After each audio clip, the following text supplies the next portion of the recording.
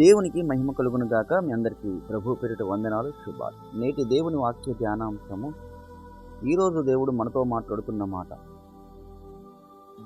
యెహోవా ఉత్తముడు, శ్రమదినమున ఆయన ఆశ్రయదుర్గము, తన యందు నమ్మిక ఉంచు వారిని ఆయన ఎరుగును. నహూము గ్రంథం 1వ అధ్యాయము 7వ వచనం.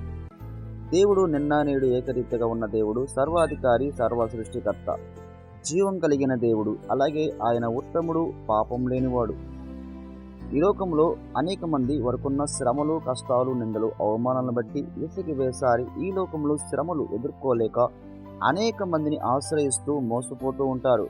కానీ దేవుడు నమ్మదగిన దేవుడు, నీతిమంతుడు. శ్రమ దినమున ఆయన నమ్ముకొను ఆశ్రయదుర్గము. ఎవరైతే దేవుని యందు నమ్మిక ఉంచి, విశ్వాసము, నిరీక్షణ ఉంచి దేవుణ్ణి వెంబడించినట్లయితే ఆయన నమ్మదగిన దేవుడు, నీతిమంతుడు కనుక.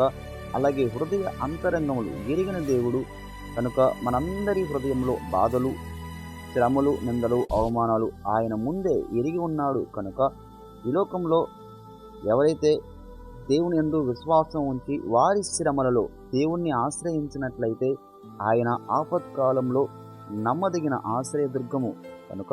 అలాగే హృదయ అంతరంగములు ఎరిగిన దేవుడు, వారి హృదయంలో బాధలు, శ్రమలు ప్రతి ఒక్కటి ఎరిగిన దేవుడు కనుక ఆపత్కాలంలో వారిని శ్రమల్లోంచి విడిపించి బలపరిచే దేవుడు.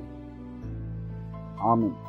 ప్రార్థన. సర్వాధికారి యేసయ్య, ఈ మాటలు వింటున్న ప్రతి ఒక్కరికి ఈ మాటల ద్వారా ధైర్యాన్ని నింపమని, ఎవరైతే శ్రమల్లో, కష్టాల్లో, నిందల్లో, అవమానంలో విసిగి వేసారి మనుషులను ఆశ్రయించి మోసపోతున్న ప్రతి ఒక్కరిని నీ యందు విశ్వాసం ఉంచి ఎవరైతే నిన్ను ఆశ్రయిస్తున్న ప్రతి ఒక్కరిని వారి శ్రమల్లో మీరు తోడుగా ఉండి బలపరచమని యేసుక్రీస్తు నామములో ప్రార్థిస్తున్నాము తండ్రి. ఆమేన్. మీ అందరికీ వందనాలు. దేవుడి మాటల ద్వారా మీ అందరిని దీవించును గాక. ఆమేన్.